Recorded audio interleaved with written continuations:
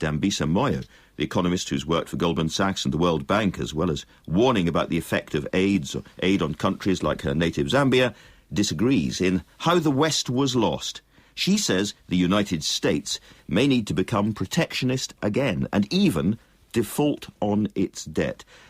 Dambisa, that's a pretty radical medicine that you're proposing there. Do you think that without this kind of shock, the West is in inexorable and inevitable economic decline? Thank you very much, and good morning. First of all, I do not believe that America or the West decline is inevitable. And in fact, the main and fundamental thesis of my book is that it is not inevitable. And really what needs to be focused upon right now is coming up with policies that don't focus only on the tactical issues, which of course are quite urgent, things like deficit management and making sure that the economies are back on track. But really there needs to be a much more concerted effort around discussions on more structural issues. And although there have been clear identification of what the big issues are, things like resource constraints and energy efficiency, things like education and the decline in education across much of the West, and of course issues around pensions and so on, I fear that there is not enough discussion about what exactly is going to happen around those issues. We're of course trying to summarise complicated issues here, but reading your book, I came away thinking that your analysis of the problem could be broadly summed up to say that the West was not creating enough wealth, however defined, was badly educated compared to the competitor economies, and was spending far too much and saving too little. Is that a fair thumbnail sketch? It is, yes. And I think just as in terms of a framework, if I may,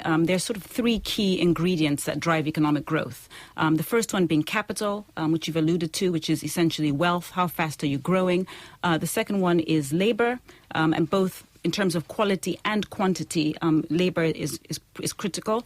And then finally, it's issues around productivity, which many economists would argue accounts for sort of 60% of why it is some countries grow and others do not. But if I may, for a moment, just come back to your opening remarks around protectionism. Just to be absolutely clear, I believe that free trade, as it's defined in theory and in the textbooks, is actually what we should be aspiring to. We do want more trade. We want more capital flows. Frankly, I would go as far as to say I think labor flows as well are something that we should aspire to. However, to quote General McChrystal, the former U.S. commander in Afghanistan, we have to start where we are and not where we would like to be. And the very clear reality is that all countries do engage in some form of protectionism. You would say the Chinese, for instance, do it through their currency. Absolutely, but also the Europeans and the Americans use subsidies to lock out many African countries through agriculture products. So although, many of the headlines in the West read, the Chinese are protectionist, I think it's an unfair indictment, particularly given 60 years of subsidies that have been charged on many African countries. How would more protectionism help? Well, let me put it this way. There are about 30 million Americans, and if I take the U.S. as an example, that are out of work, largely in the manufacturing sector.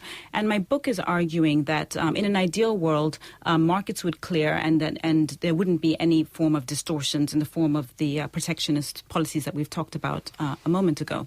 However, the fact of the matter is many of the people in that group of 30 million in the U.S. Who are out of work are unlikely to see their jobs come back. They're simply uncompetitive on a global framework. And by the way, the same would be the case for a lot of people in this country. Absolutely. And a lot of that is really an artifact of many long-term errors in policy. So a lack of investment in education has finally come to manifest in lack of competitiveness in a global scale. So we have failed as societies to keep advancing as fast as we need to do. Well, I believe that there have been the fundamental, as I said, capital, labor and productivity have been eroded through deliberate policies, and I would essentially say unintended consequences. And so the case for protectionism would be that if you need to put up a wall for a short period of time in order to allow you to rebuild the society that you've frittered away in the past. I would say that absolutely is back on the table in the United States, whereas a few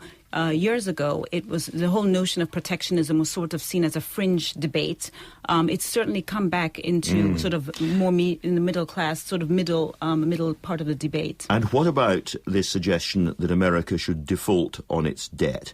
Because what has happened, again in broad terms, as I understand it, is that China has bought American debt and then, as it were, passed the debt back to America second time round, which has helped to fuel the banking crisis because there's been, as it were, too much liquidity. Defaulting on the debt, nonetheless, would be a very dramatic thing to do. Absolutely. And I do, in the book, describe many countries, going back in history, many countries that we look at today as developed countries as having defaulted on their debt in the past. However, I think here what I would really like to emphasize is to have a discussion saying, they should default on their debt or not default on the debt, I think is quite one-dimensional and in a sense quite simplistic.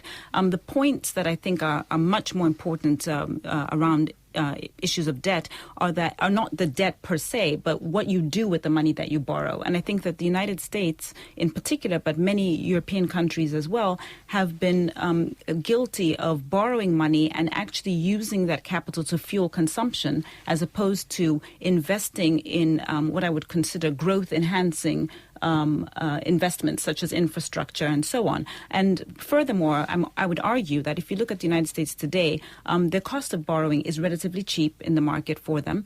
And in addition, one could argue that they're able to borrow in their currency, which suggests to me that they actually they shouldn't be focused only on the debt. They should be focused on figuring out what they can do with the money that they can borrow in the most effective way.